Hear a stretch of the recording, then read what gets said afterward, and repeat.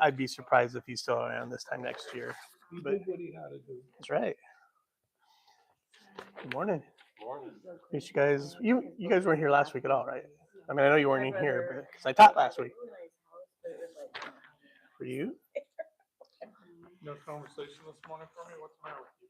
I don't know. Don't get me started on what's wrong with me. Well, I can help. Yeah.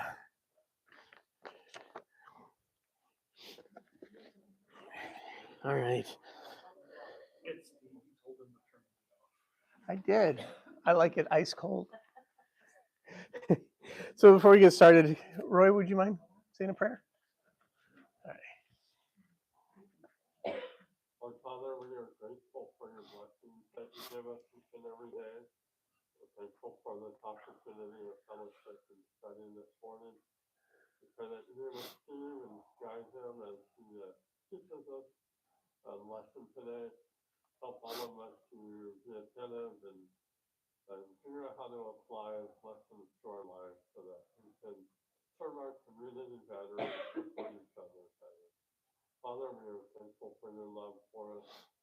And we know, Father, that you want us to share that love with others. Please guide us in all that we do. In Jesus' name, amen. Amen. So last week, we talked about, and by the way, Dave will be back next week. He probably already told you that before he left. But, this is my second and last week of covering his class.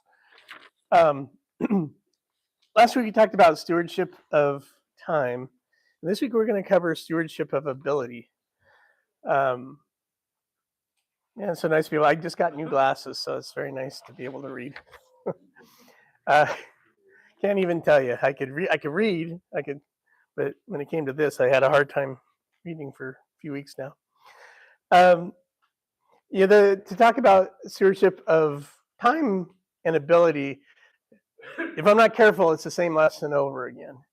And some of you were here, some of you weren't here, so it would be new, but some of you were, and it would just be repetitive. A lot that you talk about with stewardship of time applies to stewardship of ability. I made kind of the same format as I had made last week, and I wanted to start out. Well, let's start out with a definition of ability. I like to do this just so we're talking about apples for apples. If you ever talk to somebody, sometimes you realize that you're using the same words, but for some reason, they have an implication about it, and you've got an implication of what you're talking about, and it's not the same. And in fact, I've noticed one way to manipulate an argument is to slightly change the meanings of things. Right? If you change the meanings even slightly, sometimes you have a different argument to be made. It's done a lot in politics, done all the time in politics. It's just it's a way to be manipulative if you were so inclined to be. So I just wanted to talk about what I think is the definition of ability, and you add some to it. Instead of doing a definition, I just did some synonyms. My synonyms for ability are capability, almost the same word, aptitude, skill, proficiency, competence, or talent. That's what I see in that. Abilities have certain natures to them that we'll talk about here. If you were to define it, is there something I've missed there? Are there some synonyms that maybe you would use? Or did I cover that sufficiently? When you think of ability, especially with yourself, what do you think of? How would you put that? Education. Okay. Yeah.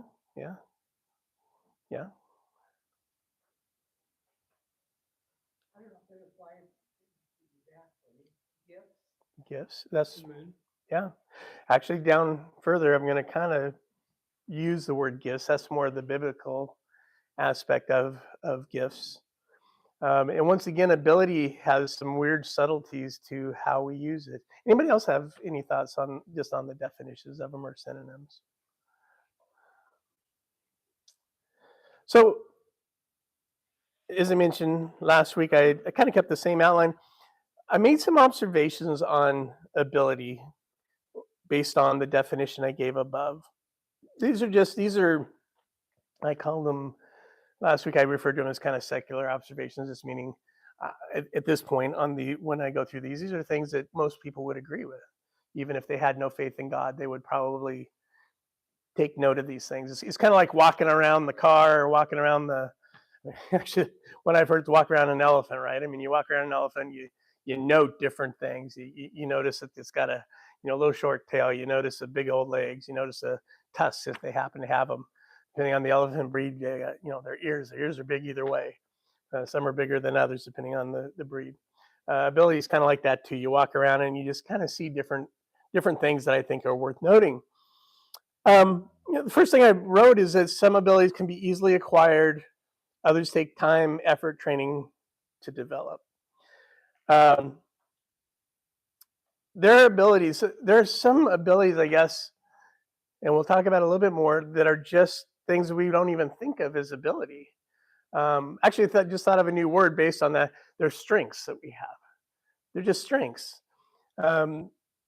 We don't really think of acquiring strengths. The implication is that we just have them naturally. They're just part of who we are, based on life. And I believe that with that, in that aspect, a lot of us have the same abilities. I think there are abilities that we have that are generally universal. If you're a person, some maybe not so much, but on the other hand, there are ones that we intentionally acquire. You think of things that might require a college degree, or that you might learn from college. The degree itself doesn't give you any knowledge unless you're in the Wizard of Oz. Then a degree gives you brains, apparently. So training is another one that you have to have for certain things. And in employment, a lot of people have skills. If I went through and asked you, you may have gone through some training.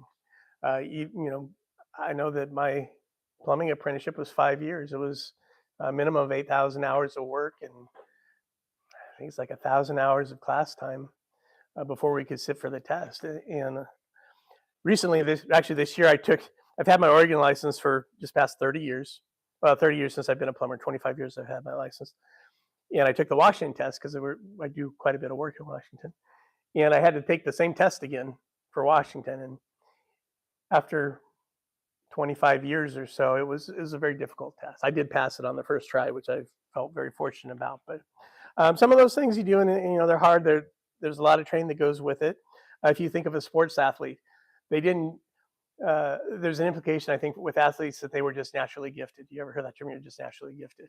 I'm not sure that's. I know that's a misnomer for athletes. I think it's actually a misnomer in almost anything, that you just have this natural talent.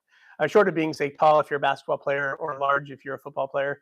I think the rest of it has a certain amount of internal skills that you had to develop. So some abilities can be easily acquired, others take time and effort. Abilities have to be intentionally acquired. What do you think about that? Yeah. Yes. Can you give me an example? Any example, not to be of yourself, but I don't want to put you on the spot. Anybody can answer. But what example could you give to that end?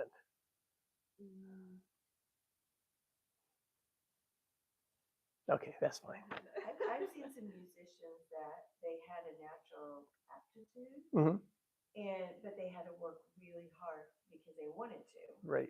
To get to where they're at. Now, there's other people that have great voices, have that aptitude, but they could care less. They don't want to sing. So. That's very good. I'm gonna. Anybody else have a? Do you need one of these? Would you like an outline? Can you hand this back? Oh, thanks. You can have another one. Next person's out of luck. So, anybody else have a? Did you? Okay. I've developed that skill in years and years of it, so now I can see birds. I can tell you what it is. Well, a bird. I don't see it at all. Did it have wings? It must be a bird. So I can tell by silhouette. Yeah. Or how they sing. Sure. That's great. That's very good. That was an acquired skill. Lots and lots of hours. Right, in an intentionally acquired skill. Yes. Well, as an engineer, quality engineer, I had to go through 3 or 4 stages, and I learned, and I kept reading. Now, my ability to talk about Christ, Mhm. okay? But I've been reading the Bible every single day for 25 years, and I got to a point where I don't need the Bible to talk to somebody else. And I never had that kind of ability before to talk to other people. Right. In fact, I was a recluse. I hid from people. But now that I have this ability to talk, people, like this morning, somebody called me and he's writing a book and he asked me a question. Are you going to be in his book now? Huh? Are you going to be in his book? I don't know, but I told him what I thought about what he was writing. Uh-huh. 4 pages, and he read them to me, and I had an opinion on it. Okay, Mhm. and he seemed happy with the opinion. Now, why? I'm not good at talking. I mean, I even sound like Elmer Fudd. I'm What glad I you do? noticed that. Huh? I said, I'm glad you. No. I'm No. just- Yeah.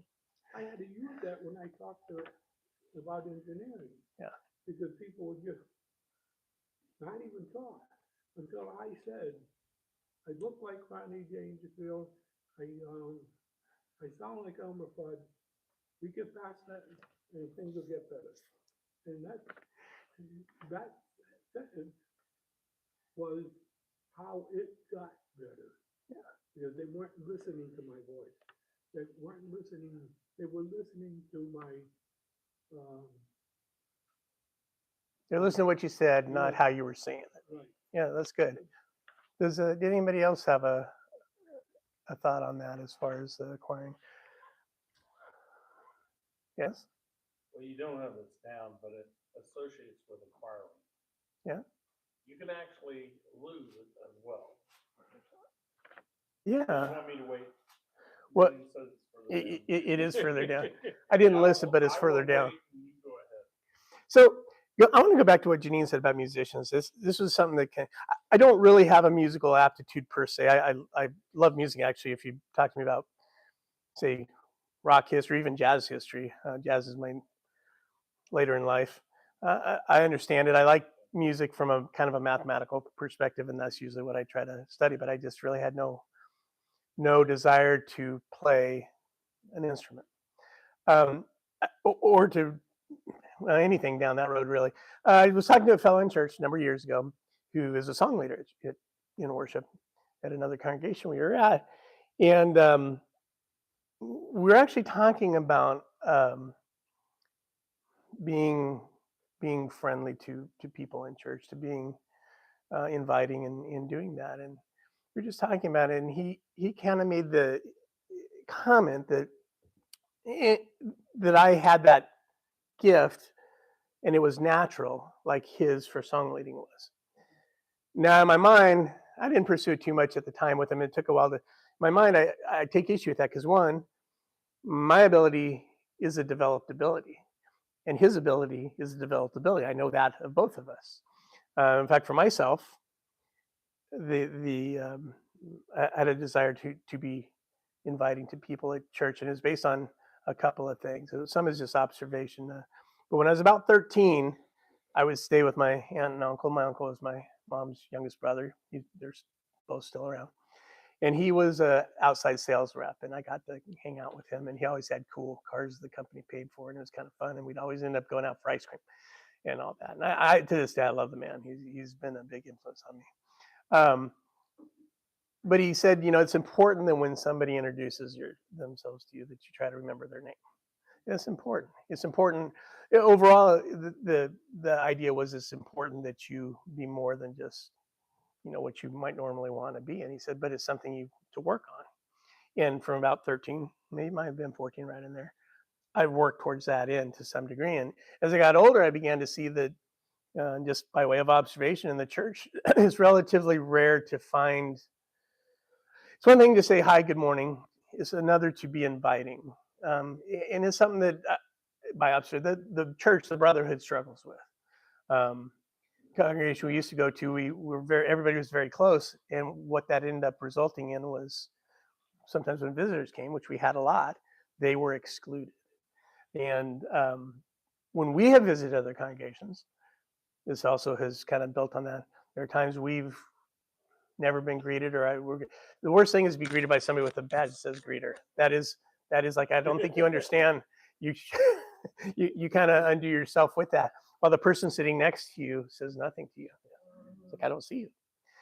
And that's not right. And the difference between one or two or three, if 5 people were to greet you while you're away at another congregation, you felt like you were mobbed, right? And if somebody doesn't want to come back, my opinion is I want them to come back because they said, too many people talked to me. Too many people invited me out to lunch. Too many people wanted to know who I was and why I was there, and, said nice things to me. I just can't deal with that. So I'm not going to go be, if that's going to be the reason, I'd rather be for that. But yes, I agree with that. You could have the seed, I guess, of ability. In fact, I think everybody has the same seeds of ability, but not all of us plant them, is maybe how I would say that. So the next abilities, we tend to refer to abilities that are harder to earn or learn as skills. It's just a way we talk about. I don't know that the ability to be friendly or the ability to smile at somebody or the willingness to go visit somebody when they're sick, I don't know that that's not a skill. But just our semantics, we don't really note that. Abilities are gained by prioritizing them in their development. I think we've talked a little bit about that. Abilities have a value. And that's kind of where a lot of this we're going to get. Abilities have a value. Or at least the abilities, I won't say all abilities. If you have an ability to get in trouble, right, that's maybe not of value. The ability to do what's wrong, the ability to cause problems, but most things that we think of as ability in the true sense, they have a value, but they only have a value when they're used in a certain way. One of the, what do you think? Remember the kid song, "This is the light of mine," right? One of the parts says, "Hide under a bushel." What would be the effects of that? It negates the light. There's no point in having that light if you were to hide it. And it's the same with an ability. Our abilities could almost be considered as being lights in that regard. I didn't really go down that road too much. It just was something I thought about, but yeah, I think that's true. They need to be used or exercised, or they'll be lost. They'll be diminished. And that's actually a thing, you see that in athletes. The difference between being 30 or being 35 is a huge difference in athletic ability among even pro athletes. Very few of them make it to find a pro athlete of any sort that makes it into his 40s is just amazing. There's only been a very few of those who ever have done that. And once again, we're just making observations. Abilities can be intellectual, physical, spiritual, emotional. Is there anything I missed there? Is there something that comes to mind, that kind of a characteristic of abilities that I might have missed? Last one, use of ability requires having or finding opportunity. I think that's a really important part of abilities. Once again, we're going to go into more detail, and we're going to open the Bible here pretty soon and start looking at some things. But once again, abilities that are just put off to the side, in one sense, aren't really abilities. I mean, they're abilities, but it's like, so what, right? It's always funny it's ironic, I should say, not funny. It would be ironic to see an extremely tall person who never played basketball, right? I mean, there are lots of reasons not to play basketball, and I'm talking, a 7 foot tall person should have some sort of a something there in basketball. It would be odd to do that. So let's turn over and look at the Bible. Any thoughts maybe I missed on just the observation part? I'm big on the observational part in some ways because they're like postulates in math. Let's say they're kind of assumptions that we make that we can build on. Can't necessarily prove I'm right, and if you take issue with what I noted, bring it up, but most of us would agree on that. And it gives us a basis to build. It gives us, so when we're talking about ability or a talent or what was the one that you said, Dan? What was it? A gift. Yes. That we're taught, we have this thing. That's another class. We're kind of on the same page. So I want to start with, let's turn over to Ephesians chapter 4. And we're going to actually, maybe somebody turn to Ephesians 4, 11, 12. And then somebody please, First Peter 4, 10. And the idea is that our abilities are not just given by God, but they're blessings by God. The reason I might refer to them as blessings is a blessing is something that allows us to be more than what we are. I don't bless you by handing you a bag full of rocks necessarily, unless they're of a particular type and you happen to like to polish rocks. But if I hand you, something of use, a bag full of money, or a tool that you need for something, that's a blessing. Medicine if you happen to be sick. So does somebody have Ephesians 4, 11, and 12? Did somebody look that up? Go ahead. It was he who gave some to be apostles, some to be prophets, some to be evangelists, and some to be pastors and teachers, to prepare God's people for works of service, so that the body of Christ may be built up. Good. And does somebody have 1 Peter 4:10? Okay. God has given each of you a gift from his great variety of spiritual gifts. Use them well to serve one another. Very good. Now I think it would be, Mike, you're easy. I'm gonna use your abilities as a preacher, if you don't mind me doing that. It would be very wrong, almost offensively wrong to say, Mike, you just had this skill, and God really blessed you, and you're just naturally gifted with the ability to stand up and speak, or with your knowledge of Scripture. In fact, let me ask you, or maybe even Janet too, because you're kind of partners in crime there. If I said that to you, what would be your response? If I said you're just naturally talented, and it just came. I could never do that because you were just naturally so. A lot of work. Yeah. I've spent years working on that. Yeah. Been a minister for over 25 years now. I was not a good preacher, or I wouldn't have been a good preacher when I first started. It's a very common sentiment. That last Gene's father-in-law was a very good friend of mine, Russell Ingalls. He married my wife and I, and he was a preacher forever and a day.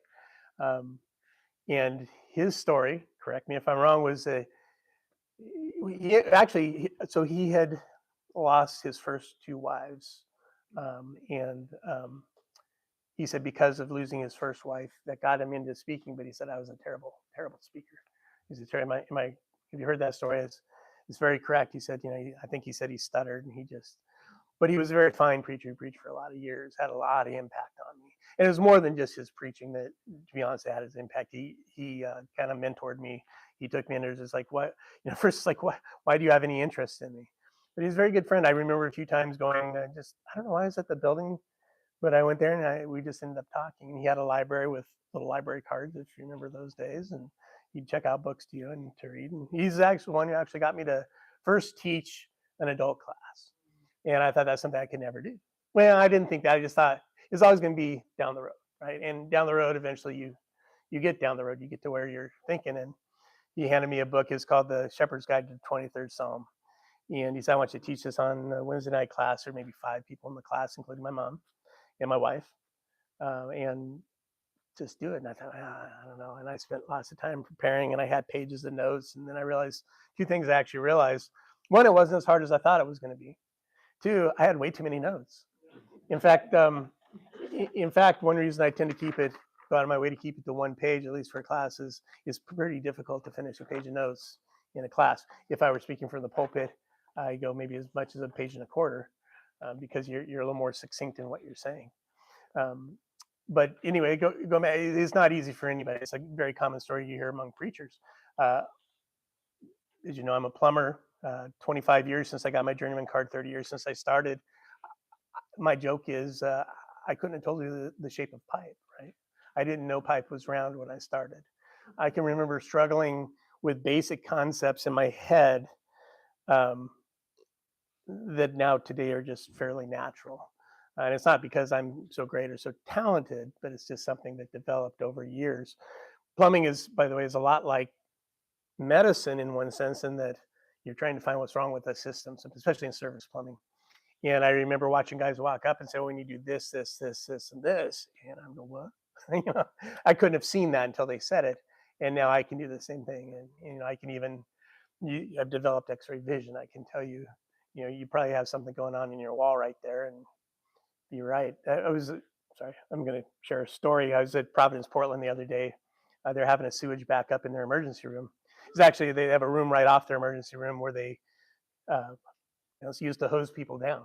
It really is. There's a hose in there, and if you come in and you're whatever, they can hose you down there, and it just goes down. Well, sewage was coming up. The problem was our company had just finished turning over a nearby bathroom to them, and they were saying, "Well, it's something that you guys did." And I got there, I'm the service guy, and I said, "Well, first off, it's not us. I can tell you already, it's not us. It's, you know, I've never seen a situation that, and the plumbers who did the work know that it couldn't be them because, you know, they didn't. There's maybe one thing they could have done. It would almost have to be intentional." I said, "What you have down there, you have wipes." And I also joked, "Or you have underwear." Now I say that, well, I'll get to that. So I put my cable machine down and so forth, and first thing I pull up is a pair of underwear. Now, I didn't, unfortunately, I didn't really make my call quite the same way, but that's not the first time I've ever pulled up a pair of underwear. It's the second time. And both times were in hospitals. And I've also pulled up wipes, which is another, or rags. Rags get flushed down clinic sinks. Clinic sinks are like toilets that are sinks, or sinks that are toilets. Anyway, but that all comes from experience. That's, I guess, where I was getting at with that. You do something enough times and you become experienced. And you know, I can tell as I hear Mike's preaching that you didn't just start yesterday, and you didn't just acquire it. And to be honest, looking at the people who are sitting in here, who know, we know our Bibles to varying degrees, but even the least of us knows our Bibles better than, you know, a lot of people do. You don't get to where we are by doing nothing, and you don't become a preacher by just walking up there one day. So, but you have to be able to develop that ability. That's the long way to that. But our abilities and such come from God, and the blessing with each of those abilities. In fact, it's a blessing from God. If you gave me a gift in a box, it's my birthday, you give me a gift, and I looked and said, "Oh, great," and tossed it aside or threw it in the garbage. Somebody tell me, what would your reaction be? No, what would your reaction be? I'm going to just call you out. If you gave me a really nice gift and I just tossed it aside and said, "Oh, great, thanks," and basically threw it away, it hurt really bad. Very much so. In a mafia sort of way, right? I mean, you know, you take out a hit on me type thing.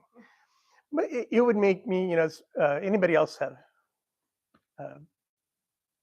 how you might feel? Yeah, I mean, it would certainly hurt. It would make me angry. I mean, I don't know if guys are more inclined to have a sense of anger, but I'd be hurt very badly by it. Now, God's given us all sorts of I'm going to call them seeds for our ability. And to be fair, we can't develop them all. We can't develop them all. But we need to develop some of them at least, right? I mean, even having some of these abilities developed makes us useful in the kingdom. The kingdom the kingdom couldn't have survived without people using their abilities. Now, I want to make another distinction. This is more biblical. That's why I put it below. There's between physical gifts versus spiritual gifts. And I think it's pretty obvious. A physical gift is if you can work on a car, if you can do plumbing, if you can do electrical, if you can do yard work, if you can, a lot of these things. Those are physical gifts. Let me ask you, in your mind, what are spiritual gifts? See if anybody else puts their hand up, but I'll come back to you. Anybody have an idea, or at least what is your idea, or how do you see spiritual gifts? How do you define them? Well, Let me go to Ann. I'm going to go to Ann, and then I will come back to you. any way you can serve someone in a godly, to present God to them, or just being a godly person and doing, taking your abilities and using it for God. Yes. Yeah. Anybody else have? Yes. um, ways that God uses people to build up his church, spread the good news to others, and just to, yeah, I just think anything that can be done, and I think there's different categories and so many different abilities that can be in those different categories, but anything that God uses in you to further his church. Very good. Very good. At the very end of class here, at the very bottom of my list, there's a person that I'm going to share. She's long since, not long since, but she's passed away several years ago. Had a very big impact on my way of thinking of how you can use and actually what even counts as a spiritual gift. It was very interesting. Lou, your turn.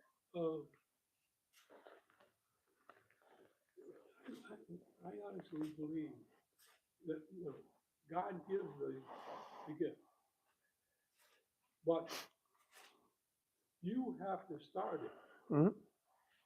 I mean, you see something in the Bible, you start walking towards it. It starts, God takes over. And you start to realize that that may be the gift that God has given you. One of the things that I honestly believe is that the church, he gives gifts to everyone. I mean, we're all different people. Mm-hmm. But my gift could be helping someone else if they ask. Mm-hmm. And their gift may be something that would help me. But they have to realize that it's a gift. I mean, once I started doing gospel presentations, and one day a woman threw me out of the house. And as I'm falling backwards, I said, I'm not talking to your mother, I'm talking to you. 4 years later, she obeyed the gospel. Mm-hmm. I looked at that and said, maybe what I'm saying at times is a gift. And I'm seeing where I talk to people and they'll come back to me later and say, I've been baptized. And, all I said was something that I knew would get to someone.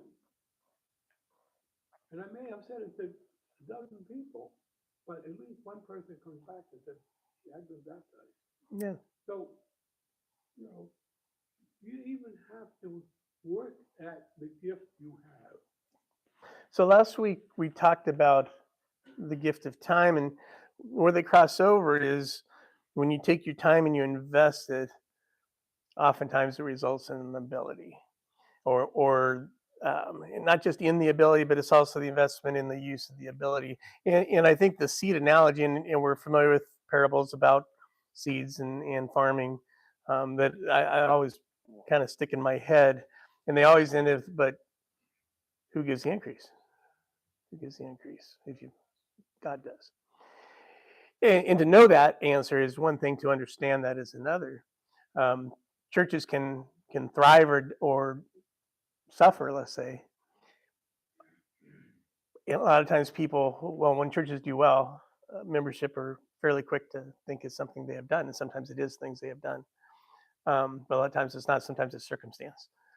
When churches struggle, sometimes we have the idea that there's something that we're not doing. When the fact is the increase comes at the end, it's not ours to say. If you do any sort of gardening, and I'm a very avid gardener, I like to start plants. I actually like starting plants, roses in particular. And it's as simple, let's say, as taking a cutting with 2 or more nodes. You can use rooting hormone or not. You get a little better result with rooting hormone. Maybe scar the bottom, put it in the ground, but it has to be the right time of the year, right conditions. I've tried it at different times. If I were to plant one in a week or two, probably. Even if I plant it now, it probably wouldn't take. It'll probably die over the winter. If I catch it in spring when the temperatures are getting above 60 or so, it'll probably root. But not everything roots. I pull out plenty of dead canes that I planted that did nothing. At the same time, I've started quite a few from doing that. My part really in it is getting it in the ground. I don't know what makes it root. I have no concept of why it decides to root. I mean, I kind of do from a biological standard, but why this one did and this one didn't, I don't understand. And it's the same way within the church. The important part, though, is that, well, let me think of that. Let me say this. If I take that little cutting and I put it in the ground, and I don't put it in the ground, is there any chance it's going to root? No. There's a zero chance it's going to root. In fact, where it would go next, because I mean, you prune roses, it goes in the yard debris, right? It will never root. It will be destroyed, as a matter of fact, because of that. But as congregations, this is where it applies maybe to churches. We need to realize that churches that try very hard sometimes dwindle. I mean, for reasons that aren't necessarily indicative of the congregation themselves. It could be, but it doesn't have to be. Likewise, churches that do well may do well for reasons that have nothing to do with what the congregation is actually doing. You can be located in the right place at the right time. Churches near colleges tend to do better, especially Christian colleges do substantially better. Observation is that without having a college, Christian college in Portland, where Cascade or Columbia, it's hurt our congregation, and that's really nothing that we can do. I won't say there's nothing we can do, but I mean that's a factor that's really outside of our control. That's just, once again, observation. So we have physical ability, we have spiritual ability. We talk about spiritual gifts. Now, if we were to look at 1 Corinthians 12, I don't really want to go over there. It gives a list of spiritual gifts. It kind of reads unusually because it says gifts of prophecy, gifts of healing, gifts of things we kind of got. We don't really look to those things. I can't remember some of the other ones now. Some of you, huh? It wasn't really that. That fell more into Ephesians, actually. So we don't, and when we say, well, gifts of prophecy, I might make an argument that we kind of prophesy today in the sense that if we read God's prophecy, we are prophesying. Prophecy always started with God in the first place. I know that's not how we typically think of it. Gifts of healing, we don't really, in the same way, we just don't do things like this. I kind of avoided this other, but those were kind of spiritual gifts for back then. The spiritual gifts in the early church were intended to act in place of a written Bible that wasn't completed yet, and they served to show as signs to people. The thing that is alike is some of the spiritual gifts that we talk about today that Romans had, gifts of teaching, gifts of encouragement. It mentions encouragement. I think it mentions mercy, or at least that's maybe implied in there. You can make lists that aren't actually listed in there. Those are the things that we're able to do today with our ability, with our time. That act there, you might call them, modern day spiritual gifts. And those are the things we should develop. The ones may have gone away. Gifts of, I mentioned the people who are song leaders. That was one that I started when I was a kid, and I just had a couple awkward experiences, and so I didn't pursue that. For myself, though, I have tried to develop things, and some more recently is I try to make reading the Bible something I do on a semi-regular basis. I don't do it daily. My time does not permit that, but I've managed to, in the last 10 years, read it through. I'm just real close to finishing my third time through. And I've shared this with others. I can just say my mom has read it through about 17 times in her life. She's just turned 79. And she kind of keeps going with that. And You mentioned something about you did something and it didn't go well or whatever. yeah, it's a song leading. Yeah, I was younger and it just didn't. I think sometimes we give up too quickly because that's a learning experience. It's, well, I don't want to do that again. Yeah. I mean, either the whole thing or I'm going to try to not do whatever it was I did wrong. Yeah. And so we need to keep pursuing it. There is a point in which I think, okay, that's not my particular gift in the sense that I'm extremely talented in it. But there's some things we need to do whether we do it well or not. I mean, just pursue as much or know who to hand it over to. Right. I mean, there's all kinds of things you can say about your development of trying to develop your talents. Right. But we gotta start. Right. And I actually would, looking back, I kind of feel that way about it. I kind of feel I wish that's one I would have maybe tried to develop a little more. As I've seen, there are a couple of song leaders in the church, a couple men who were over at Church of Oregon City when we were there, who had voices that it's like they were just amazing. If you know Steve Partlow, whether you do or don't, he's got a voice that is a baritone. I mean, it's a perfect voice. And there's another younger man. Unfortunately, he's left the church, but he was raised in the church, and he had similar gifts. His little higher range, more in the tenor range, but just perfect every time. And I don't know that it needs to be that perfect, but I also know that they developed it too. I've heard the stories. Steve Parlow's been quick to share a story. Our story started in the same spot. His went one way, mine went another. And he's served as an elder up there for 20 some years now. Um, he's developed many of his skills. So, any more thoughts on physical versus spiritual gifts? Just the distinctions. Fairly short. Go ahead. I don't wanna, I got to keep it real short. I don't wanna step on it. But, do you read the Bible looking for you in it? Especially the Old Testament? Or are you just reading through? Well, I can tell you this: I see different things all the time in it. I see. It's weird how I can read a verse, and I'm a big underliner, and I find things that the underlying means that stood out to me. Not that it. Okay, so it stood out to you. Have you tried to do what it was saying? I will say this: it doesn't escape my notice. Okay, I'll say it that way. I don't want to go too far down. That we're running out of time. okay. There's an expectation from God. We use our godly abilities. The great, and I should have said greatest in the kingdom of God are those who use their abilities. And for purposes of this, abilities are all the same. But the best ability is the one that is appropriate for the time, in the moment. If somebody needs to be visited in the hospital, taking time to visit them is the right thing. It doesn't matter if you can plumb or do electrical or fly airplanes or fix cars. It doesn't matter at that point. What it depends on is whether you can carve out enough time in your day to go and visit this person. Find opportunities to use your ability. What I want to get into for just a couple minutes, and then I really want to be able to share my story here at the end, was the concept of your ability is works. Now, there's this idea, typically a more academic called Calvinism. The Calvinism kind of says that, well, it emphasizes God's grace, which is correct. We are only saved because God allows us to be saved.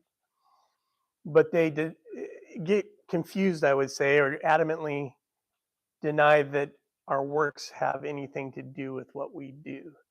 And that's where we would take issue. It's where I take issue anyway. I believe we do.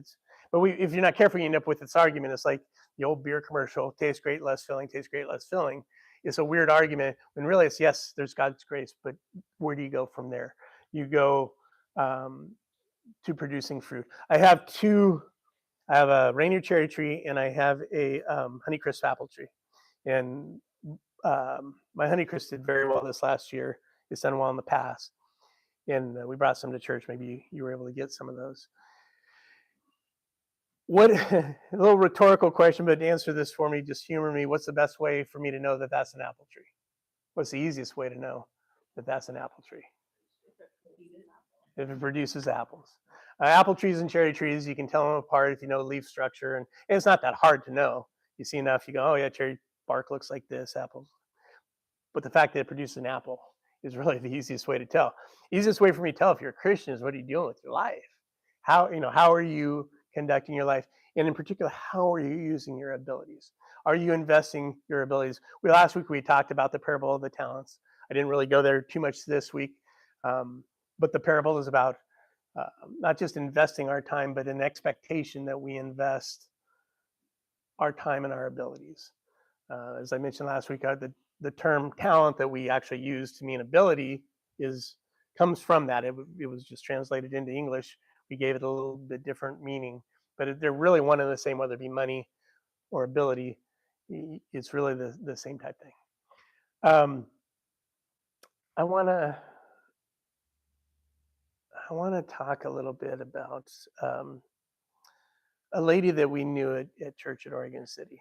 And it's funny because we have an ability to think of a hierarchy of abilities, right? I think it's because I don't really lead singing. I'm just amazed that people can lead singing, and no doubt some of you women could lead singing if that were an appropriate thing for you, and you could do it very well in say ladies circles, something like that, or people who can deliver just dynamic sermons and reach down and just kind of touch you. I want to say this wrong, but touch you. I was going to say touch you in places, but reach down inside and touch you, right? I mean, reach out and it's like, man, he's talking to me. He's talking to me. Or it could even be, once again, women who do that. I don't want to make a distinction there in one sense. And we might think, well, somebody who visits somebody or somebody whu calls you that's a lesser ability. We might do that. I don't think it's not a right thing to do, but in our minds we may go that direction. We might even say it unintentionally. But there's a woman in church. Her name was Joyce Poyser, and I don't think any of you probably know her. Bradshaws know her because they used to go to Oregon City. But there are two things that Joyce did. Her husband had been a deacon. He died shortly after we'd gotten there in 1999. He died in early 2000 suddenly. We had fresh flower cuttings at the front of the church on the auditorium every Sunday. There were two beautiful, they weren't silks. They were not silks. And they changed pretty near every Sunday. If they didn't change, that was an indication that Joyce might have been sick that week. And she'd go down to there's a flower market on Swan Island. I think you can get into it retail, but it's mainly a wholesale type flower market that you can buy things. In the wintertime, when there weren't flowers, roses or things that you would get in a garden type environment, she would do greenery, which is equally as pretty. It's like taking a wreath and putting it in a bouquet. She did this for all the time I knew her. At some point, she stopped doing it because she was, and we knew her when she was in her 70s. And she did it till her 80s. I don't know when she stopped. The second thing is she was a fairly good, I won't say cook, but baking. And she had a carrot. There are two types of carrot cakes. She made the good kind. Let's put it that way. I can understand if somebody said, "Hey, I don't like a carrot cake." I said, "Yeah, but did you ever try a good carrot cake?" And it was always very moist, which is the only way you can use that word, is referring to baked goods. But and not only did she make them, they showed up at Pollock's as well, but she could make wedding cakes too. And she would offer those for people sometimes for their wedding, just as a gift. And I just remember saying, and in all of this, she never asked the church to reimburse her as a deacon at Oregon City. I asked her, I said, do you want reimbursement? We're, problem reimbursing. And she just paid it out of her own pocket. And she really didn't. She got some good accolades for it. It wasn't just that it affected me; it affected other people too. They saw that. Now most of the time we knew her. She was a widow.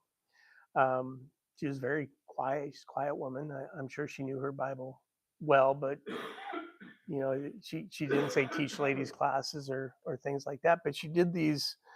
I'm going to say little things, but they're not little, and that's actually my point. My point is she did these smaller things that had an impact. Now, when you talk about, last week we were in Matthew 25, and Matthew 25 has a parable, and then it's kind of another parable, but it's actually about the judgment, right? And what is a line from that second parable? It says, either you did these, you gave somebody something to drink, you gave them something to eat, or you visited them when they were sick. And one says, both say, when did we do these things, or when did we not do these things, right? And what is the answer to that? I'm going to test your Bible knowledge. You've done it for them. You've done it for me. Done it for them, but there's a way it's said that I want to, for the least of these, right? And so the idea is that these are things we don't think of doing because maybe they're too menial. I mean, I'm not accusing you. I'm not accusing myself. But sometimes we look for the great things. I've seen people get up and one man got up and re-roofed the Church of Peninsula, and it had a roof like this. he did it single-handedly. That was amazing. But it's probably less amazing than somebody who took the time to keep fresh flowers for no real reason on this on the auditorium stage. Two of them for years and years. What's that? Or visit somebody. I guess add one more thing. She also provided flower arrangements for weddings too. Yes. Well, you're driving at a very critical spiritual point. And that is, we are not to look at the body of Christ, the bride of Christ, as the world looks at things. The world places a hierarchy of where things are. Christ comes and turns that hierarchy upside down. Very good. I think it's 1 Corinthians 12, around verse 28, I believe. Mhm. He does give a list of some of the gifts. Mhm. Starts with apostles, goes to the prophets, Mhm. goes to them, goes all the way down. The last one is speaking in tongues. Mhm. Now, people tend to get amazed at that. What's really amazing to me is what is second to last. And I'm not trying to make any discouragement to anybody in leadership. The point is that leadership was in that whole list, second to the last, only having speaking in tongues underneath it. Mhm. Which they said that was the least you could do. Right. Yeah. Yeah. But my point is not trying to be discouraging to leadership. My point is Christ has flipped this upside down from our worldly standpoint. So the fact this Joyce, Mhm. she was being encouragement, but she was also being a service. She was also doing it to the least, if you will, as you put it. She was following what her abilities was, Amen. Right. which is where you're going at with this whole thing. Mhm. She was becoming greatest in the work that she was doing, even though it was behind the scenes, and that's the reason why, because it's not something that she's being called out to in front of everybody. She's doing it behind the scenes for the love of Christ, for the love of other people. There is, and we're pretty well done. You can start wrapping up here. There's a verse I can't remember, and it calls out a woman. I can't remember if it's the woman who gave the two coins or something like that. And it says wherever the Bible is read, this woman will be remembered, which is a true thing. We still read about today. That's the reason we know that story. And sometimes, I mean, if I could, I would like to have, the story of it. I wish it could get included in the Bible, so to speak. I mean, I wish people would talk about it because it was such a small thing in one sense, but such a huge thing in another sense. She's a very, very generous woman. Thank you. Thank you very much.